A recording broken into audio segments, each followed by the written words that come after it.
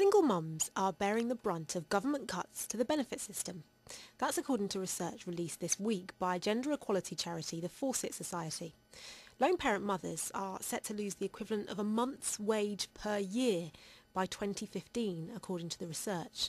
Earlier, I spoke to Caroline Davey from Gingerbread, a UK charity supporting single parents, and began by asking her for her thoughts on the news. Gingerbread is concerned that single parents as a whole, and particularly single mothers, are being hit hardest by the cuts that are coming through. We know from our helpline we're already getting calls from single parents saying they're feeling the pinch from the cuts that have already come in, and we know there's many more down the track over the next few years, and we are concerned that the cumulative impact of all those cuts is really hitting single parents hard.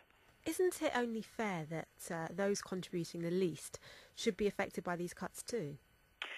It's fair that everyone should pay their fair share towards tackling the deficit, if you like, but I think what the new research from the Fawcett Society shows quite clearly is that single parents are paying a disproportionate amount and are taking a much harder hit than other groups in society. Well, won't this encourage them to go back to work and to earn money rather than relying on benefits? Well, unfortunately, some of the cuts are hitting exactly the kind of support that single parents need in order to get back into work. In particular, there have been cuts to support for childcare costs, and we know that single parents rely on that support, on those tax credits to pay for childcare that lets them go out to work. And actually, we're concerned that these cuts, rather than encouraging people into work, actually will prevent them from working because that underlying support won't be there. And the single mothers that are working with you, what are they saying about the situation that they're in? Well, single parents tell us already that they feel squeezed. We know that as a whole they're twice as likely to live in poverty already than families with couple parents.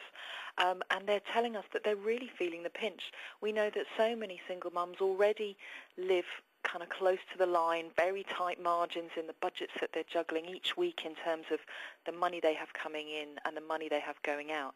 And they literally can't afford to cut those margins any further. And we hear some very tragic stories of people going without food or really struggling to pay their rent or bills at the end of the month. I mean, this isn't people cutting out on the luxuries. Caroline Davey from the Gingerbread charity discussing the news that single mums will be hit hardest by benefit cuts. But what does that mean to the African and Caribbean community, who have the biggest percentage of lone parent households according to the Office for National Statistics? 48% of black Caribbean families have one parent, compared with 36% of black African households. Well, single mum Leanne Jameson joins me now, along with her very well-behaved 4-month-old son, Ty. Leanne, thank you so much for joining us this afternoon. That's all right. Is he always this well-behaved? He is very. Yeah, once his belly's full, then he's fine. First of all, tell us a bit about your situation. Was becoming a parent something that you planned? No, it wasn't. I mean, I always knew that I wanted to be a mum, but I just wasn't ready at the moment. But then as soon as I found out, then I went through with it. How old were you when you found out you were pregnant? I was 21, and then I would have been 22 when I had him. And how did your friends and family react? Everyone was shocked at first, but then my family was very supportive. They said they'll be there for me, and they've helped me out a lot since. He's very well behaved. He's keeping very quiet today. Yes, indeed. Is he usually like that? Is life as a single mum a lot easier than you expected it to be? It's alright. It's just when it comes to feeding and stuff, and obviously because nobody else can help me because I'm breastfeeding as well, so it's like it's all on me. But once he's had his food, he's good. He's a really good baby. Had you planned to be a single mum when you got pregnant? No, definitely not. I always said if I have a child with someone, I'm going to be with them and stuff, but it's not as easy when it gets to the situation, and now I am, and it is really hard. You heard about this news that there's going to be further cuts to the benefit system, and the people most affected are going to be lone mums, single parent mums. How do you feel about that? How do you manage it on what you have at the moment? Well, at the moment it's all right so far, but I mean, I say child benefits, I get £20 a week, and that is nothing. Like, the prices are going up in nappies, everything else, and then obviously the money is going to go down, so it's going to be a real struggle. I won't be able to do it on my own, definitely. I'd have to keep asking for help all the time. You often hear people talking about these young girls who want a council house, and they get pregnant, they end up living an easy life, so they say, paid by taxes. What do you think about that? I think it's just the easy way out for them to get a house and everything. I mean, don't get me wrong, I'd probably do that, but at the moment I'm living with my mum at the moment, so it's a lot of help. Is it harder than you expected it to be? Yeah, definitely. I mean, I haven't gone through the whole process at the moment, but it does take a really long time to sort out, so yeah, I'd say it's really hard. And do you find there's a stigma there that, like I mentioned, that there's this idea that these young girls are going out and getting pregnant on purpose just so they can get a council house?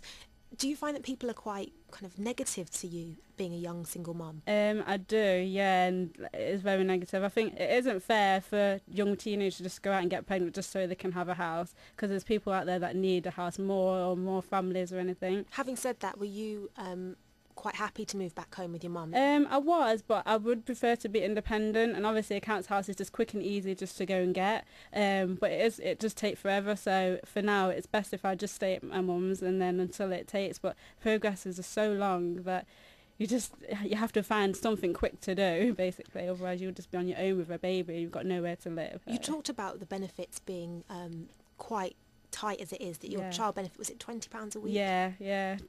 £10.30. Bearing in mind that from what we're hearing, benefits are going to be cut even further, and the equivalent of a month's wages will be taken out of lone mothers' benefits. Yeah. How would you cope if that was the case for you? I really don't have a clue. I really don't, because obviously that's the only thing I depend on right now.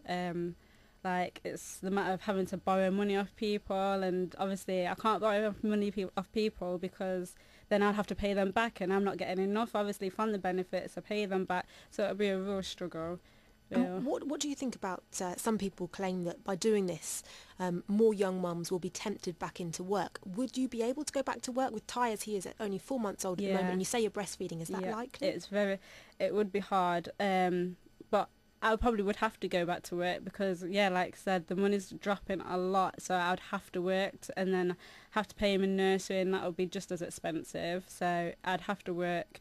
And I'll enjoy going because I suppose that's what I'm going to have to enjoy doing, because I'll have to get money to provide for the both of us because there's nobody else around.